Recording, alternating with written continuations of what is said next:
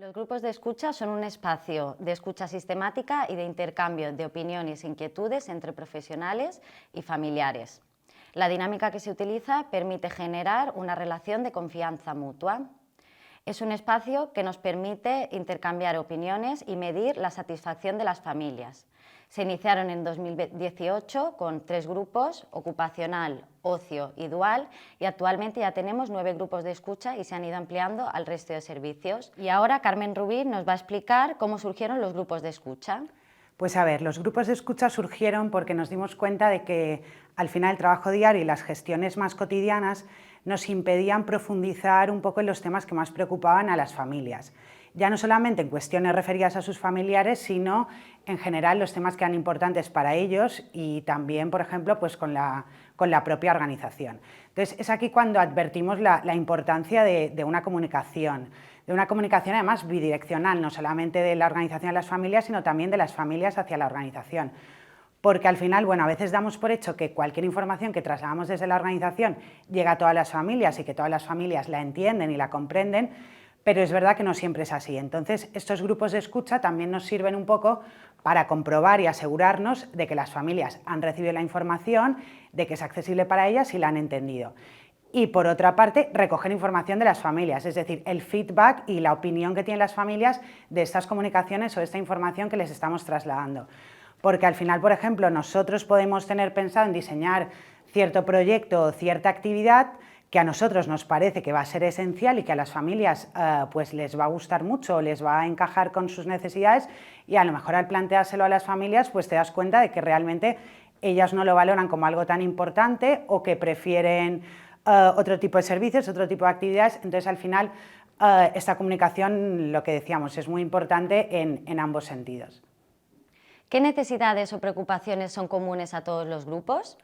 A pesar de que los grupos de escucha, al hacer referencia a los diferentes servicios, son muy distintos entre sí, cada uno tiene sus características y, por tanto, necesidades distintas, es verdad que al hacer estas reuniones con los diferentes grupos hemos advertido que hay algunos temas que son comunes a todos ellos, es decir, preocupaciones que al final afectan a la mayoría de las familias de SMENT, independientemente del servicio en el que estén sus hijos o sus familiares. Entonces, algunos de estos temas o preocupaciones comunes que hemos podido tratar en estos grupos pues son, por ejemplo, ahora mismo la rotación del personal, de los profesionales. Es un tema que preocupa a las familias y, bueno, y nos preocupa también a la organización, porque es verdad que hoy en día hay pues un perfil a lo mejor de trabajador que no está tanto tiempo en los puestos de trabajo, cambia de trabajo con más frecuencia, y entonces al final esto nos implica a nosotros una rotación de personal que, quieras o no, afecta a las personas y afecta a la organización. Entonces este es un tema que hemos tratado en la mayoría de los grupos, y es verdad que, bueno, las familias en su mayoría lo entienden, y lo que nos han pedido es que intentemos pues, que afecte lo menos posible a sus familiares y a las personas que atendemos. Y eso es lo que intentamos desde SMENT, pues con distintas medidas, por ejemplo, intentando mejorar en la medida de lo posible las condiciones para hacer que los profesionales estén a gustos aquí.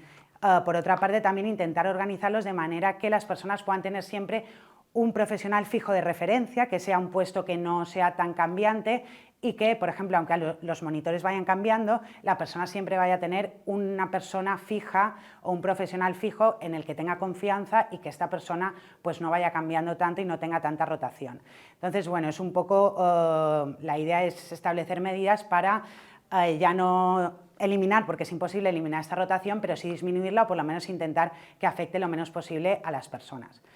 Luego, otro de los temas que también ha salido en la mayoría de los grupos es el tema del ocio. Al final, todas las familias, independientemente de las características de su familiar, que puede ser un niño que esté atendido en el servicio de infancia, una persona más mayor que esté con más necesidades de apoyo, que esté en la residencia, o un chico joven de formación, hemos visto que a todas las familias les preocupa que sus familiares hagan actividades de ocio.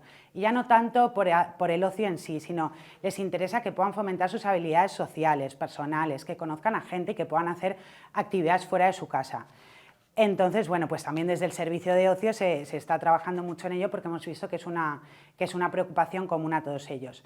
Y luego otro de los temas así estrella que preocupa en todos los grupos es el tema de la comunicación. Es verdad que todos coinciden en que la comunicación con ESMENT y con los profesionales es muy fluida, pero lo que queremos intentar, y que las familias yo creo que agradecerán, es que esta comunicación sea lo más fluida posible. Es decir, que ellos tengan pues, cada uno la información que necesite, dependiendo del servicio, pues las actividades que ha hecho la persona o temas de salud o bueno, lo que necesiten saber, pues de manera cuanto más instantánea y cuanto más dinámica posible, mejor. Y bueno, además de estas necesidades comunes, luego es evidente que las características propias de cada servicio hacen que surjan temas específicos en cada uno de ellos. Pues a lo mejor en el servicio ocupacional las familias lo que demandan son nuevas actividades y actividades cada vez más adaptadas y más específicas a los intereses de las personas. En este sentido, por ejemplo, estamos trabajando ahora en buscar actividades o ocupaciones, por ejemplo, relacionadas con animales, porque tenemos algunas personas que les interesan mucho y les gustan los animales y les gustaría poder invertir parte de su tiempo y las actividades que hacen pues, con los animales. Y estamos un poco trabajando en esa vía. Luego, pues por ejemplo, en la residencia o vivienda de alta intensidad también los familiares muestran preocupación por otros temas más distintos, por ejemplo, la dieta, pues la comida que se les da y que al final tiene que estar adaptada a todos y tiene un poco que intentar gustar a la máxima gente posible. En ese sentido también se está trabajando en un proyecto de gestores del hogar, que son unas personas que van ahí directamente, les cocinan para ellos, incluso permite que las personas puedan intervenir un poco y colaborar en la elaboración de estos menús.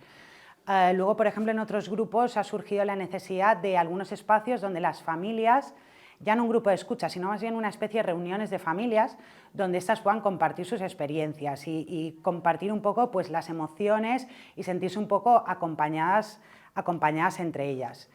Y bueno, la verdad es que es esto, en función de cada servicio van surgiendo necesidades distintas y específicas y la idea de los grupos de escucha es poder canalizar todas estas demandas o preocupaciones y darles una respuesta a las familias en un sentido u otro. Nuestra intención siempre es poder satisfacerles, pero es verdad que hay veces que no se puede, pero bueno, de una manera u otra darles este feedback y que sepan que les escuchamos, que tenemos en cuenta sus preocupaciones y que en la medida de lo posible intentamos adaptarnos a ellas y hacer los cambios que nos sean posibles. Ahora, Elena y Juanma, dos familiares del grupo de ocio, nos contarán cómo valoran su participación en el grupo de escucha, si les ha parecido útil y si hay alguna propuesta que se haya implantado.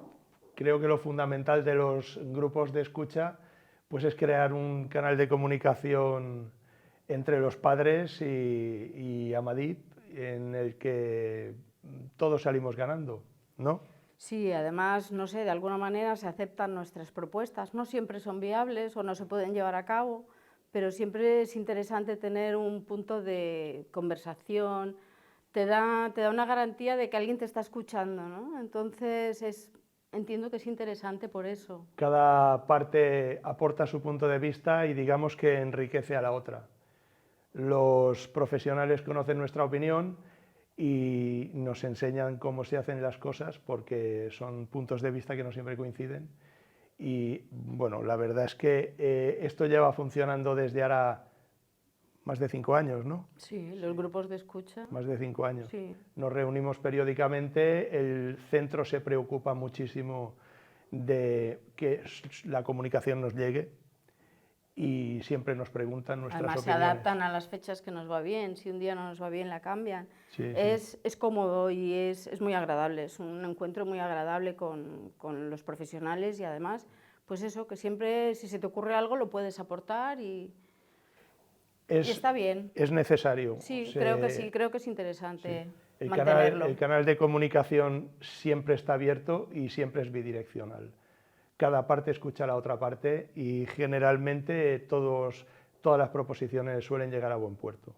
Sí.